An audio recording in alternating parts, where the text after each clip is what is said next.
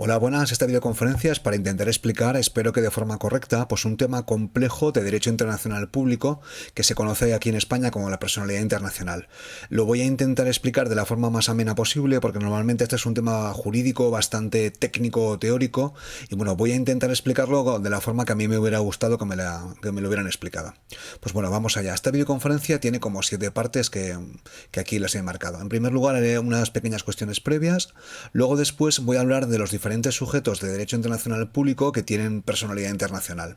Esto es un concepto jurídico que explicaré ahora posteriormente, pero bueno, se puede hablar de sujetos consagrados, que va a ser el primer apartado, luego de sujetos que hay cierto debate, que son controvertidos, que no todos los estados le reconocen personalidad internacional. Luego después voy a crear un apartado que no suele aparecer mucho en los libros de derecho internacional público. Son los sujetos que yo he definido que tienen una personalidad internacional alternativa o histórica. Voy a hacer un poco hincapié en el tema de las religiones organizadas, luego sujetos difusos como la humanidad o las naciones o los pueblos, que no está claro si existen o no, y luego hablaré finalmente de sujetos emergentes, empresas internacionales y ONGs, y luego finalmente de los individuos. Bueno, esto es un tema que, como ya he comentado, es bastante técnico, jurídico. Voy a intentar explicarlo de la forma más amena y con el mayor número de imágenes posible. Vamos allá. Primero, cuestiones previas. Voy aquí a definir algunos conceptos. En primer lugar, actor internacional, que esto en relaciones internacionales, no en derecho, en relaciones internacionales se conoce a toda entidad, a toda persona o toda organización que tiene algún tipo de peso internacional, que es capaz de influir en las relaciones internacionales. Por ejemplo, un grupo terrorista sería un actor internacional, o la CIA, pues, o los entramados secretos ocultos dentro de un Estado. Entonces, cuando se habla de un actor internacional, la pregunta que nos tenemos que hacer es qué peso tienen las relaciones internacionales.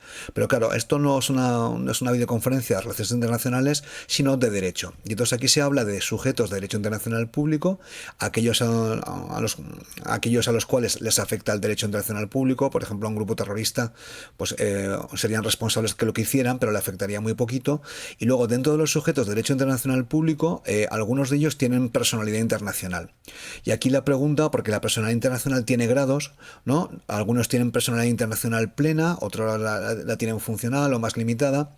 Y aquí la pregunta que nos hacemos es qué legitimidad tienen estos actores, estos sujetos de derecho internacional público para actuar en las relaciones internacionales. Espero haberlo explicado bien. Actor internacional es un término político y nos tenemos que preguntar qué peso o importancia tiene. Si estuviéramos en una obra de teatro, pues si tiene un papel principal, por ejemplo, pues Estados Unidos, o un papel menor, como Andorra, o un país más pequeño. Y luego, a nivel de derecho internacional público, tendríamos el concepto de sujeto de derecho internacional y el concepto de personalidad internacional, que algunos tendrían más y otros tendrían menos. A partir de aquí vamos a hablar de algunos aspectos generales. Lo más importante, lo que aparece en casi todos los manuales, hay que básicamente dos concepciones de entender la personalidad internacional. La primera, la más clásica, legalista, jurídica, westfaliana, ¿vale? Del Congreso de Westfalia en 1648. Esta concepción indica o se posiciona que solamente los estados o las organizaciones internacionales tendrían personalidad internacional. Sería un club de estados bastante restringido, sería derecho interestatal más que internacional, y solamente los estados gozarían de personalidad internacional y los individuos podrían actuar a través de sus estados. Es una forma básicamente muy jurídica, muy westfaliana, y su única ventaja es que es bastante clara. Otros autores, Roberto Ago dentro de la Comisión de Derecho Internacional, muchos autores, pues no están de acuerdo con esta concepción jurídica o westfaliana, que consideran muy estrecha, y pues apuestan por un enfoque más amplio. Entonces aquí, más que de comunidad internacional de estados, hablaría de una comunidad internacional pues mucho más amplia, incluiría organizaciones internacionales, incluso ONGs, y no solamente serían los estados. Y bueno, la idea personalidad internacional la podemos definir como la capacidad para actuar en las relaciones internacionales, establecer, claro, esto es capacidad para actuar, establecer relaciones jurídicas con otros sujetos de derecho internacionales. Por ejemplo, un grupo terrorista no podría pactar o adoptar un acuerdo internacional, establecer relaciones jurídicas vinculantes, crear y ser destinatario de normas internacionales. Entonces, como bien sabe la gente que estudia Derecho Internacional Público, los estados crean derecho internacional a través de la costumbre, a través de lo que hacen, a través de lo que aceptan, además de ser destinatario y luego ser titular de derechos y obligaciones. Estas 4 características o requisitos serían un poco la definición de la personalidad internacional. Sería un poco lo que se preguntaría en un examen, la parte más importante. importante. Son los sujetos de la personalidad internacional, se refiere a la capacidad para actuar, establecer relaciones jurídicas, crear y ser destinatario de normas internacionales, o sea, la costumbre y los pactos internacionales, y luego para ser titular de derechos y obligaciones. Se pueden un poco ampliar un poco más, pasar de 4 a 6, porque si os habéis fijado, la definición anterior, un sujeto puede crear normas internacionales o ser destinatario, o las dos cosas, puede ser titular de derechos o ser titular de obligaciones. Por ejemplo, pues un grupo de rebeldes en una guerra civil quizás sí que tengan obligaciones, por ejemplo, tienen que respetar las normas internacionales mínimas de los convenios de Ginebra, también serían titular de derechos, pero no crearían normas internacionales. Entonces, la idea es que cada sujeto de derecho internacional público puede tener todas estas capacidades o solamente algunas de ellas. Bueno, he hecho un poco de introducción y ahora voy a hablar de los sujetos consagrados, que obviamente son los estados, que son los más importantes. Los estados hay que indicar que son también una ficción. Luego hablaré de personalidad difusa y hablaré de las naciones, pero realmente los estados no tienen una existencia ontológica o física. Se intentan representar, por ejemplo, aquí tengo la imagen de Britania, que representa al Reino Unido, al Imperio Británico. Esto, si no me equivoco, es la imagen, creo que está en Hyde Park, en la tumba del marido de la reina Victoria, y otras veces, por ejemplo, se intentan representar de forma personificada. Esto es una viñeta típica sobre el imperialismo y se puede ver aquí que está el Reino Unido representado por la reina Victoria, el Kaiser que representa Alemania, Rusia que es representado por el zar, Japón, la República Francesa que es una república Marianne, y luego una representación de China. Entonces los estados son ficciones, pero bueno, son entidades políticas y jurídicas que en el fondo están compuestos por territorio, por personas, por un gobierno que están compuestos por personas, y luego estos estados básicamente se les reconoce, son entidades políticas y jurídicas, se les reconoce una personalidad plena, es decir, tendrían las 6 capacidades que hemos hablado antes. Esta personalidad plena deriva del concepto de soberanía, del Congreso del Tratado de Westfalia de 1748, y bueno, y en principio los estados tienen derecho a que otros estados no se interfieran en sus asuntos internos. Ahí el problema, claro, esto es el estado será objeto de un vídeo posterior.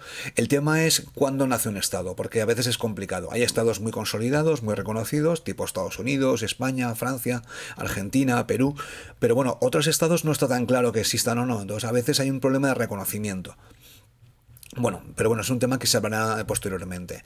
Otros sujetos de derecho internacional público que están básicamente consagrados, que se les reconoce personalidad internacional, son las organizaciones internacionales. Aunque las organizaciones internacionales, que están compuestas por estados, muchas veces tienen una personalidad internacional funcional, solamente para el objeto que fueron creadas.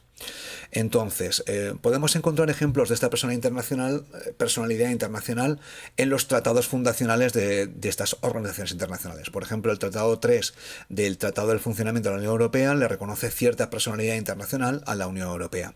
También el artículo 104 de la Carta de la ONU, el artículo 176 del Convenio del Derecho del Mar.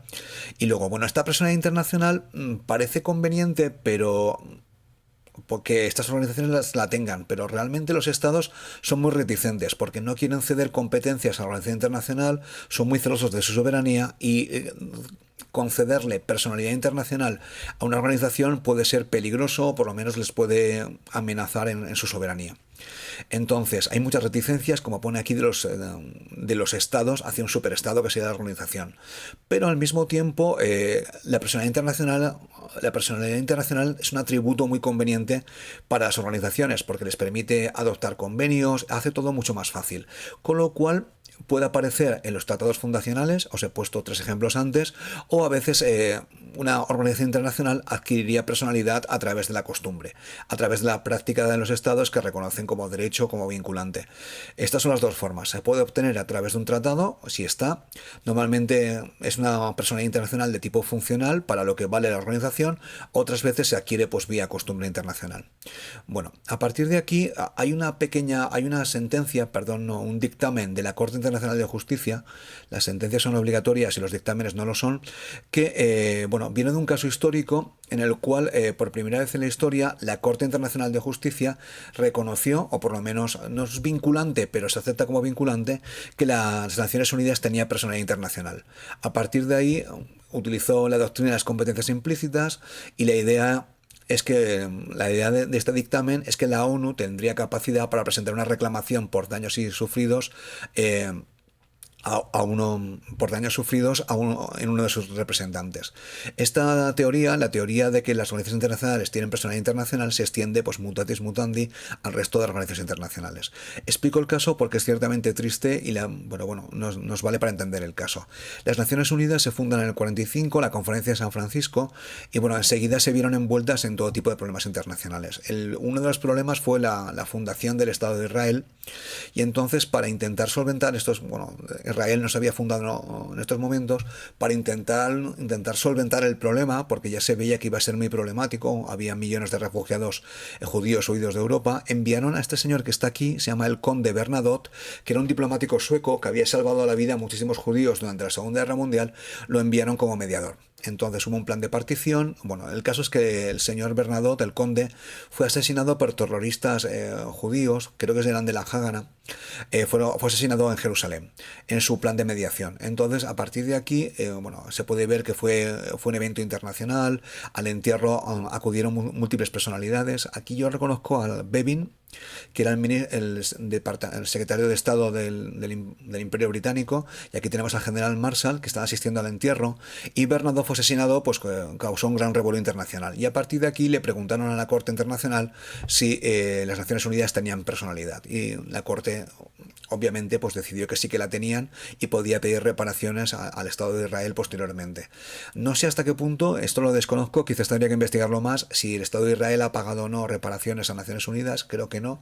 Y esto es un detallito, es del Museo del Yad Vashem, que está en Jerusalén, que aquí creo que, por lo que estuve mirando, el señor Bernadotte, que salvó a muchos judíos durante la Segunda Guerra Mundial, no tiene uno de los árboles de los justos con el cual el Estado de Israel reconoce a la gente que ayudó a los judíos en la Segunda Guerra Mundial, y yo creo que realmente se lo merecería.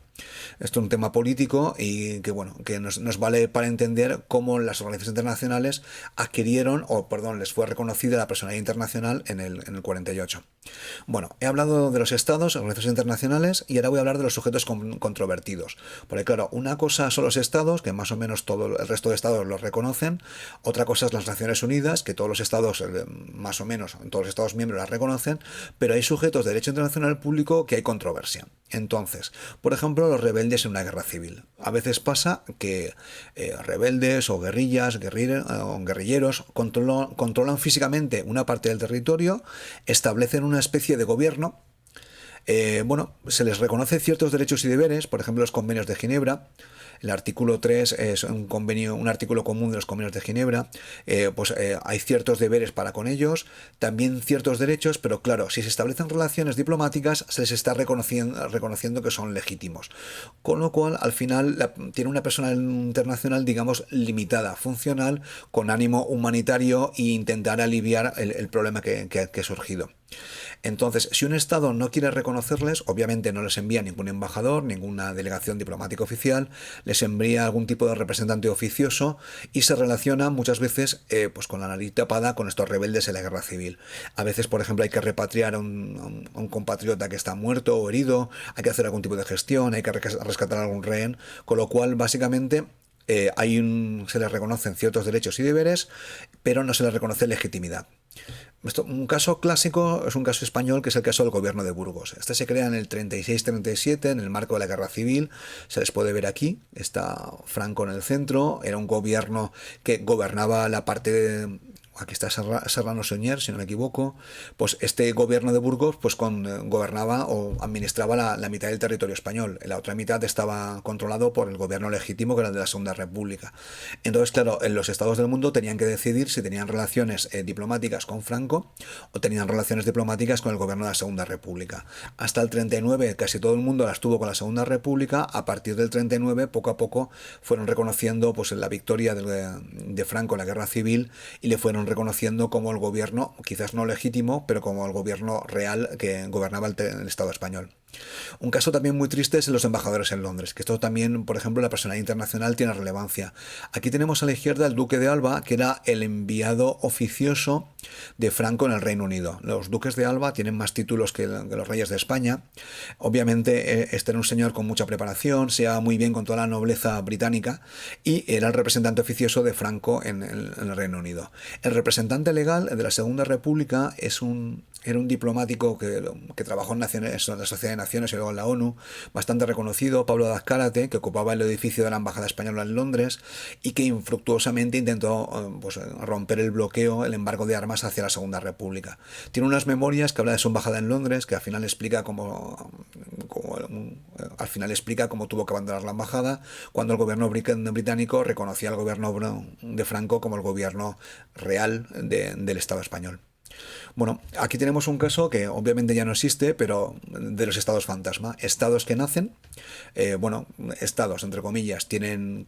El gobierno controla un territorio, el gobierno tiene una administración, tiene una población, por ejemplo la República de Donetsk, y solamente era reconocida por la Federación Rusa, creo que Venezuela y algún país más. Claro, estos países fantasma que llamo yo también son sujetos controvertidos porque no tienen existencia real, pero al mismo tiempo tienen derechos y deberes mínimos que se les puede reconocer. Bueno, he hablado de los sujetos consagrados que tienen personalidad internacional plena, como los estados, personalidad internacional funcional, como las relaciones internacionales, luego los controvertidos. Ahora vamos a la personalidad internacional alternativa. Y aquí esto es una parte más bien personal mía de la videoconferencia, así que jurídicamente no me hagáis demasiado caso. Pero bueno, yo creo que sí que tienen, y es el caso, sobre todo, se aplica a las religiones organizadas. El caso más clásico es el de la Iglesia Católica. La Iglesia Católica es una entidad antiquísima, se remonta al Imperio Romano, aunque obviamente ha variado con el tiempo, y durante la Edad Moderna pues constituyó un estado propio. Entonces los estados pontificios fueron ocupados en 1870-71 por el naciente Estado italiano y aparece la cuestión romana. Entonces en este caso se vio bastante claro, porque el Papa no controlaba ningún territorio, Roma era la capital del Estado italiano, pero al mismo tiempo los embajadores seguían yendo a entrevistarse con el Papa y le presentaban las legaciones, les presentaban sus poderes plenipotenciarios, se presentaban ante el Papa. Entonces, esta situación bastante anómala pues continuó hasta 1929, donde se soluciona con los acuerdos de Letrán.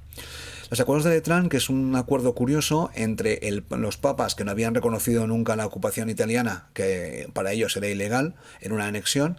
Entonces, al final se crea el sistema actual. Tenemos un barrio, ¿vale? Es el barrio Vaticano, que puedes entrar, el Museo Vaticano o la mitad de la Plaza de San Pedro, que es el espacio físico. Tenemos la Santa Sede, que es el Estado de la Actualidad Internacional, que opera en Naciones Unidas como Estado observador, y luego tenemos la Iglesia Católica como religión, estos tres niveles. Entonces es un barrio, un espacio territorial, pequeño, pero que pertenece a la Santa Sede que es el actor internacional, y luego la Iglesia Católica, que es la religión. Entonces el obispo de Roma, el Papa, pues tendría pues un rol religioso, un rol como jefe de Estado, y luego viviría en un espacio territorial. Entonces, esto es como curiosidad. Al ser tan antigua, la Iglesia Católica ejerce el poder blando que llamo yo, tiene una capacidad de atracción, y aunque muy poco poder militar o económico real. Entonces, los embajadores de la Santa Sede se conocen como nuncios apostólicos. En algunos países de Latinoamérica creo que son recibidos primero. Los enviados especiales, en vez de llamarse enviado especial, se llama legado pontificio. Esto viene en la Edad Media. El pacto internacional firmado por la Santa Sede se conoce en muchos países como concordato, y luego es observador y miembro de muchas relaciones internacionales. Es el único estado que sigue siendo observador en las Naciones Unidas, porque obviamente la Iglesia Católica significa romana, tiene vocación de universalidad. Aquí tenemos algunas imágenes. San Giovanni el Laterano, que es parte de la Santa Sede, solamente la iglesia por dentro. Luego está la Guardia Suiza, su pequeño ejército. Luego tiene el poder blando, ¿vale? Esto es una iglesia, esto es una escalera que hace Bernini en el siglo XVII. Claro, tiene muchos atributos del poder estatal que perdió en la ocupación romana. Bueno, ahora he hablado de la Iglesia Católica, es el caso como más claro, más exótico, pero bastante claro. Pero bueno, este modelo también se puede aplicar para otro tipo de religiones organizadas. Por ejemplo, esto es la propuesta mía para el Tíbet. Sabéis que el Dalai Lama pues fue expulsado del Tíbet, se encuentra actualmente en la India. Hay una controversia internacional muy potente. China considera Tíbet como parte de su territorio, pero bueno, este acuerdo que se alcanzó entre el Estado italiano y la Iglesia Católica Romana se puede alcanzar también para el tema del Tíbet. Este es el Palacio de Potala, donde vivían los antiguos Dalai Lamas. Entonces, quizás puede ser un modelo para otro tipo de religiones. Luego, investigando, pues hay más casos parecidos. Por ejemplo, en el caso de la ortodoxia, el movimiento cristiano ortodoxo, hay una isla que se llama, donde está el monasterio de Athos, que es un territorio autónomo que tiene un estatus muy parecido al de la Santa Sede. Luego tenemos casos un poco de que se llama de cesaropapismo, donde el Estado controla la religión, es el caso de Rusia. Esto es una imagen que tomé yo no hace muchos años del Kremlin. Esto es que, si no me equivoco, es Cirilo, el creador de uno de los misioneros de la ortodoxia en Rusia, en Kiev y en Ucrania. Esta es la iglesia de San Salvador, pero bueno, la idea es que en el modelo griego hay una especie de régimen autónomo y luego en Rusia, en principio, las relaciones entre el poder religioso y el poder político pues son muy próximas. Luego en el caso del Islam también tenemos un caso bastante parecido. En el caso del Islam sunita, aquí tenemos una imagen de la Kaaba en la Meca, pues hay una relación muy cercana entre los custodios de los santos lugares del Islam, que es la familia real de Arabia Saudí, y luego después la religión más o menos organizada dentro del Islam sunita. Luego en el caso chiita tiene un estatus un poco diferenciado. Esta es una imagen de Isfahán, pero bueno, por lo que yo sé, no soy ningún experto, el clero chiita tiene una autonomía muy considerable, tiene sedes en Irak y en Irán, e intenta mantener las distancias con los clérigos chiitas que están en el poder en Irán, porque básicamente en algún momento quizás pierdan el poder y tampoco les interesa relacionarse tanto con un poder político que está bastante discutido. Y esto es un caso también curioso, que es la explanada de las mezquitas en Jerusalén.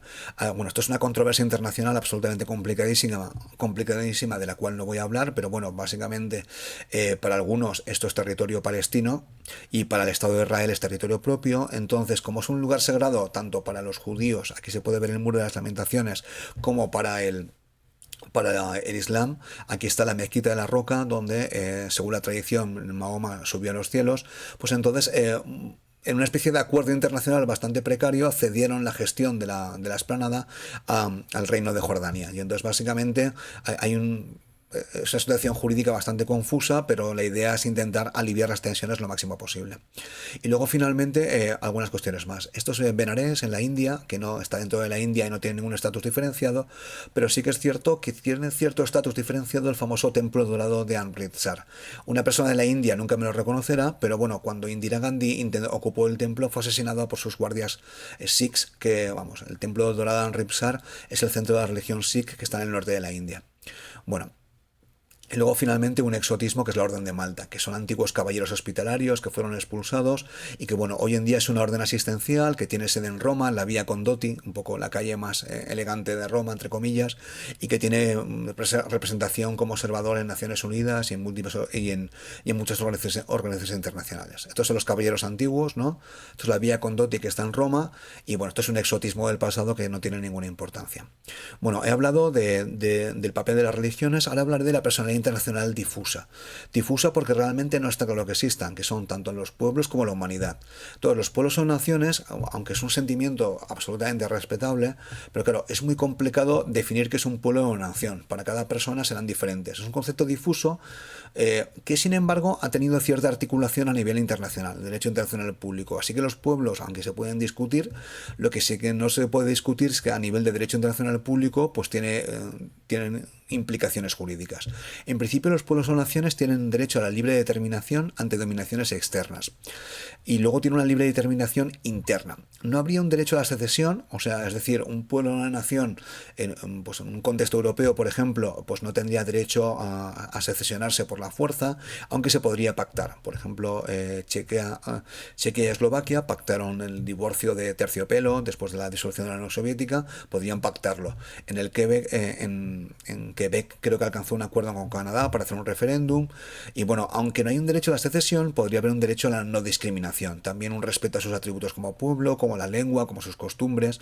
Entonces la idea, este es un poco el estatus internacional que hay. No hay un derecho a la secesión porque básicamente sería una puerta a las guerras civiles y luego también se podría hablar de ciertos derechos económicos, aprovechar sus recursos, a que le aprovechen a la gente de la zona y no al gran estado general, etcétera, etcétera.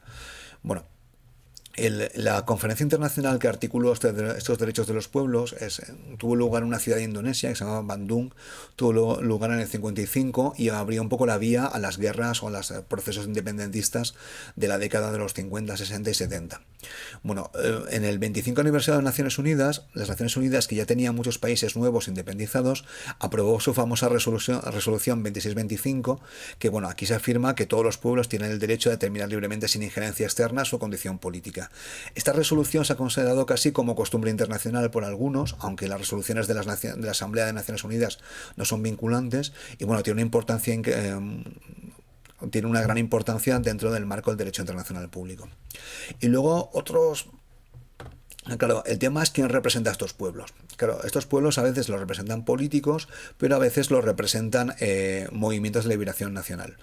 Estos movimientos de liberación nacional fueron importantísimos en los procesos de independencia de los años 50, 60 y 70 del siglo XX, pero bueno, claro, para algunos son terroristas, para otros son luchadores por la libertad. En general, si alguien llama movimiento de liberación nacional a una entidad política, la narrativa es positiva, y si lo llama grupo terrorista, pues la narrativa es negativa. Al final, estos son procesos muy complicados, muy complejos. A veces los movimientos de liberación nacional sí que cometen actos terroristas. También se cometen actos terroristas por los estados luchando contra ellos. Y bueno, el más ejemplo clásico es el Frente de Liberación Nacional Argelino, que luego sería el gobierno de Argelia cuando se independizó, o luego la OLP, que es más evolucionado, que si se crea finalmente un Estado palestino, bueno, aunque el Estado palestino ya está reconocido por muchos otros estados, pues la OLP sería el germen del Estado palestino. Un principio importante es que los estados son responsables por aquellos actos cometidos en su proceso de independencia. En principio, si un movimiento de liberación nacional hace algún tipo de acción que le genera responsabilidad internacional, cuando se convierta en Estado, pues ese Estado naciente sería responsable por aquellos actos llevados en su camino hacia la independencia. Esto es una imagen icónica, si no me equivoco, este es Simón Peres. Aquí están reunidos en Davos, aquí está Yasser Arafat, él era el presidente de Israel, él era el jefe de la Organización para la Liberación de Palestina. Bueno, se plantó en la ONU con una pistola, era considerado un terrorista por muchas personas, también Nelson Mandela, y luego al final les acabaron dando el premio Nobel de la Paz, con lo cual a veces la línea es muy difusa. Y bueno, otro sujeto de derecho internacional que tiene una personalidad, yo diría que difusa, es la humanidad.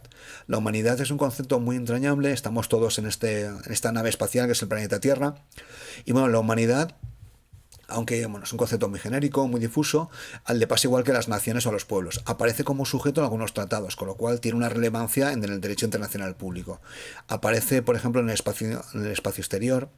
Es muy curioso porque la serie de Star Trek se basa un poco en los conceptos que utiliza en la serie de televisión, están sacados de los tratados sobre el espacio exterior, sobre el espacio ultraterrestre de los años 60 y 70.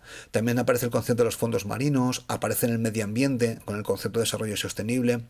O sea, el concepto de humanidad incluiría tanto a los seres humanos del pasado, tanto como a los seres humanos presentes, como a los seres humanos del futuro, con lo cual hemos de, en teoría, crear un sistema en el cual nos desarrollemos económicamente respetando el futuro de nuestros descendientes. Y luego un aspecto muy importante una consecuencia muy importante del concepto de humanidad es el concepto de patrimonio de la humanidad. Está relacionado con el patrimonio artístico desde la organización internacional que se conoce como la UNESCO, que intenta proteger el patrimonio a nivel mundial, y claro, igual que en el medio ambiente, también implica seres humanos presentes y futuros. Esto es un ejemplo de lo que hace la UNESCO. Esto es proteger el patrimonio, que a veces está en peligro. Esta es una imagen antigua de la Última Cena de Leonardo da Vinci, que está en Santa María de la Gracia, en Milán, creo. Esto es la bomba tal como quedó y luego la restauración, tal como está hoy en día. A veces el patrimonio artístico no es patrimonio solamente de Italia, sino que es de la humanidad. Obviamente el Estado italiano son los custodios, pero si se estropea, si se pierde algún tipo de patrimonio, tanto natural como inmaterial, como cultural, pues toda la humanidad pierde. Esto es un ejemplo actual, que es en la guerra, en el tema de la alcazaba de Alepo, que está en Siria. Es una alcazaba, una fortaleza de tipo islámico de la época de las cruzadas, absolutamente impresionante, que fue atacada y bombardeada durante la guerra civil siria. Esta foto no sé si es antes o después. En el caso es un monumento histórico que, al igual que la Última Cena de Da Vinci, es patrimonio de la humanidad. Un ejemplo, los budas de Bamiyan, que fueron destruidos por los talibanes a principios del siglo XXI. Cuando se quema Notre Dame, es un accidente terrible, también nos afecta a todos. Y luego incluso también hay el concepto de humanidad se puede aplicar a los seres humanos del pasado. Por ejemplo, el caso del galeón San José, aquí se me ha quedado el valenciano, que está hundido. Tenemos derecho a tocar los cuerpos, los huesos de los antiguos marineros del Estado, bueno, de la monarquía hispánica que se hundieron con el galeón. A veces también se puede considerar de una forma bastante creativa, todo hay que decirlo, que los seres humanos del pasado también son parte de la humanidad, que tienen algunos derechos. Y luego después otra forma expansiva es ampliar la humanidad más allá de los humanos. Hay algunas propuestas, no se han plasmado, por lo que yo sé, en ningún convenio internacional que apuestan por extender el concepto de humanidad a los grandes mamíferos, sobre todo a los grandes gorilas, como he puesto una foto de Uganda, pero bueno, esto está muy discutible. La idea hasta qué punto son humanidad o no, o hasta qué punto pueden ser considerados seres humanos a la hora de ser protegidos. Bueno, he hablado de como personalidades difusas, y ahora voy a hablar de otros actores, que podemos definir como emergentes. No está claro que tengan personalidad internacional, de hecho no la tienen casi, pero sí que es cierto que intervienen, que están interviniendo cada vez más y que es posible que en el futuro adquieran personalidad internacional. Las más, bueno, voy a hablar básicamente de dos. Uno son las empresas multinacionales, que pueden ser entidades económicas, están sujetas al derecho de los estados, pero pueden ser tan grandes y poderosas que es tener mucho más poder que los estados. El ejemplo más clásico es la Compañía de las Indias Orientales Británica, que tenía un ejército propio y gobernaba casi a 400 millones de personas. Entonces, en cuestión de las empresas, la mayoría están, casi todas sujetas al derecho nacional del país, normalmente son protegidas por el régimen de protección diplomática. Los intereses de la Ford son los intereses de los Estados Unidos, eso creo que dijo el director de la Ford. Hacen acuerdos con los estados de forma muy sutil, no son acuerdos internacionales, se puede considerar acuerdos cuasi internacionales, pero no son derecho internacional público, y en el futuro es posible, y ahora se están trabajando en convenios internacionales para el tema de la responsabilidad internacional de las empresas que trabajan en países externos. Bueno, esto es esto es un caso que pasó en España, donde un magnate quería poner un casino en Madrid y pidió que se eliminará la ley antitabaco, que es una ley nacional obligatoria para todos los españoles en su casino. Entonces, este es el ejemplo de cómo una empresa internacional que tiene mucho poder, que tiene mucha capacidad de inversión, es capaz de negociar de tú a tú con un Estado, en este caso con una comunidad autónoma española. Luego después un cómico español o un director intentó hacer una peli sobre este tipo de asuntos. Estas son imágenes de la Compañía Británica de las Indias Orientales, que tenía un ejército propio, con artillería, cañones, mercenarios, dominaba sobre todo la zona de Bengala, producía opio, que luego se vendía a China, fue probablemente la causa de las guerras del opio en el siglo XIX. Entonces es un ejemplo de cómo una compañía comercial que tenía accionistas en Londres, puede tener casi más poder que un Estado. Estos son ejemplos de empresas estatales que tienen una cantidad de trabajadores enorme, una capacidad de producción. Mi apuesta por la importancia de las empresas internacionales, transnacionales, es a través de su know-how. De hecho, estas empresas, tipo Coca-Cola, farmacéuticas o de armamento, tienen unas capacidades de producción que los estados carecen. Esto pasó, por ejemplo, con el tema del COVID. La capacidad de fabricar vacunas, independientemente no la tenían los estados, tuvo que ser hecha por empresas internacionales, por farmacéuticas que solamente ellas eran capaces de fabricarlas. Además también tienen técnicas empresariales, redes de distribución. Por ejemplo, para distribuir ayuda humanitaria en África, Coca-Cola y Pepsi tienen mucha mejor capacidad de distribución que los estados. Luego después hay un tema de patentes, de la tecnología. A veces estas empresas intervienen en las organizaciones internacionales. De hecho, cuando una organización internacional como la OMS quiere un informe técnico, tiene que depender no de los estados, sino de estas empresas, con lo cual tiene una capacidad de influir en la política internacional y en el derecho internacional público bastante más alta. Aunque en la práctica, legalmente no tengan personalidad internacional, en la práctica tienen en mi opinión, bastante influencia. Ahora voy a hablar de las organizaciones no gubernamentales, que son cada vez más influyentes, son cada vez más poderosas, se aprovechan de las técnicas de Internet y los medios de comunicación de masas.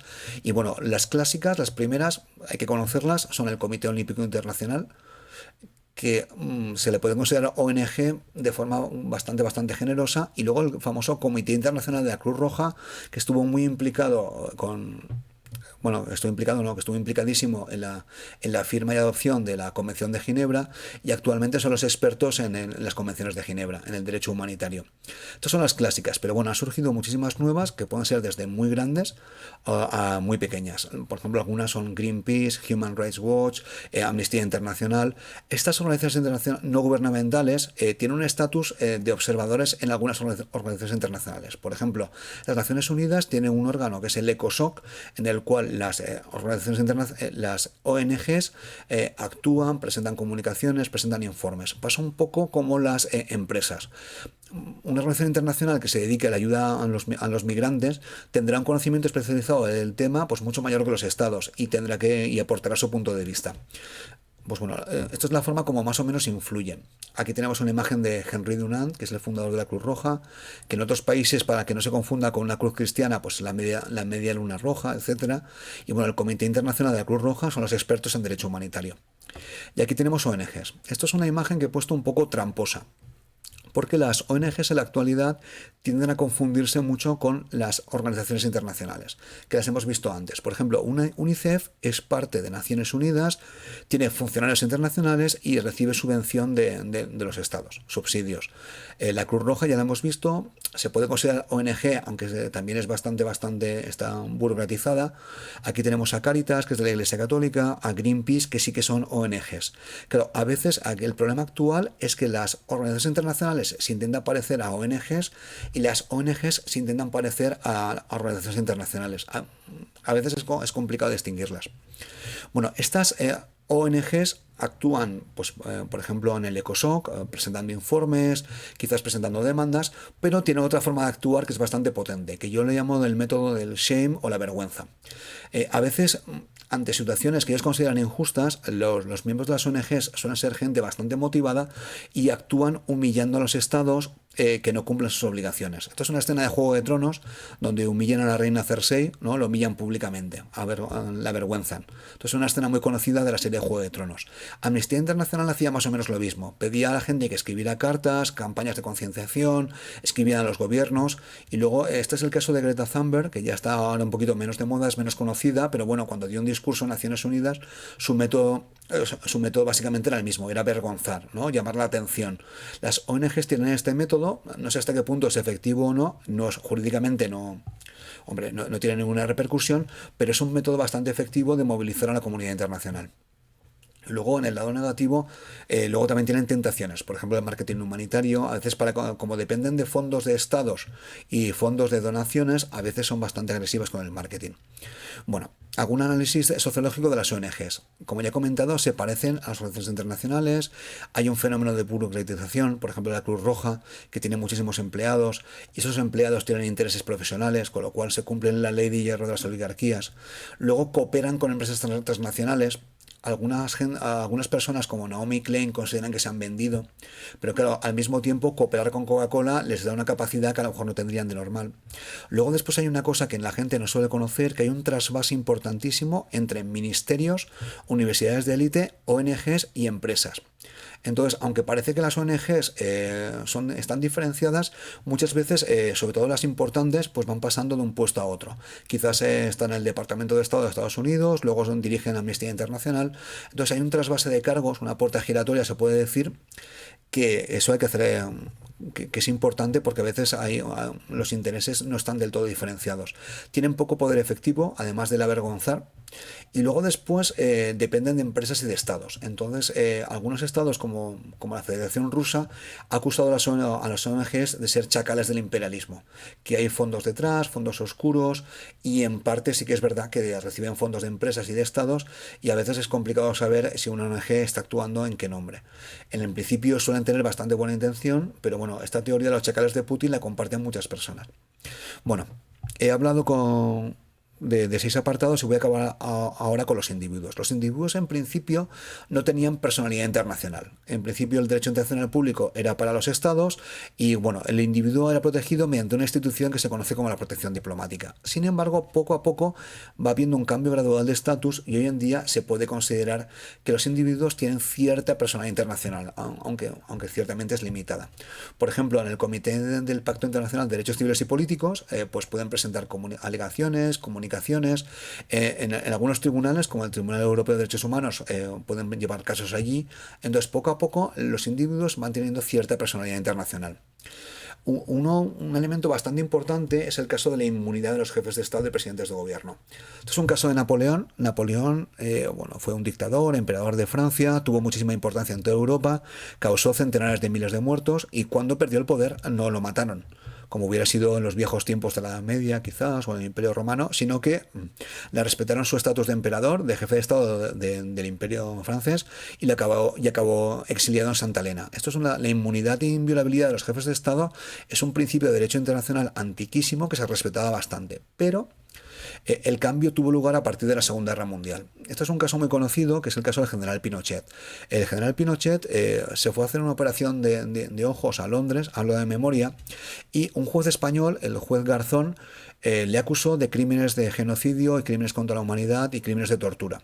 Entonces, el argumento de Garzón es que había algunos crímenes tan terribles, por ejemplo, estos crímenes que había una jurisdicción extraterritorial y podían ser juzgados por cualquier país del mundo.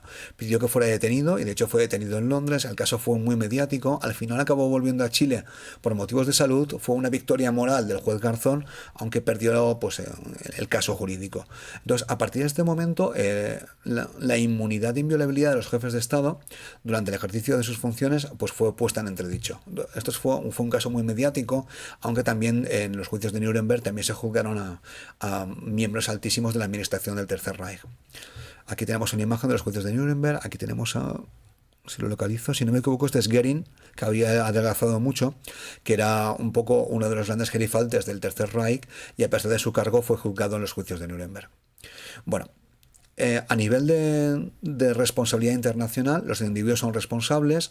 Por ejemplo, los convenios de piratería o por esclavitud son delitos clásicos. Entonces, la piratería era combatida por todos los estados. Y los crímenes de guerra contra la humanidad, los crímenes de genocidio o el crimen de agresión fueron juzgados en Nuremberg, Tokio, Yugoslavia, Ruanda.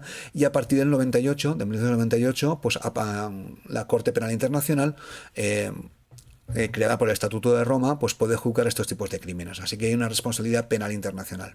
Entonces, el tema de los piratas de Somalia, aunque por lo que he leído últimamente, ahora tienen pues sedes en Londres, funcionan con criptomonedas y esto es una imagen un poco estereotipada de cómo es la piratería en la actualidad.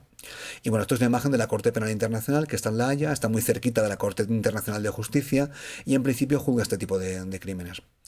Bueno, si habéis llegado hasta aquí, muchas gracias por la paciencia. Esto es un tema jurídico, intento hacerlo lo más o menos posible y hasta aquí hemos llegado.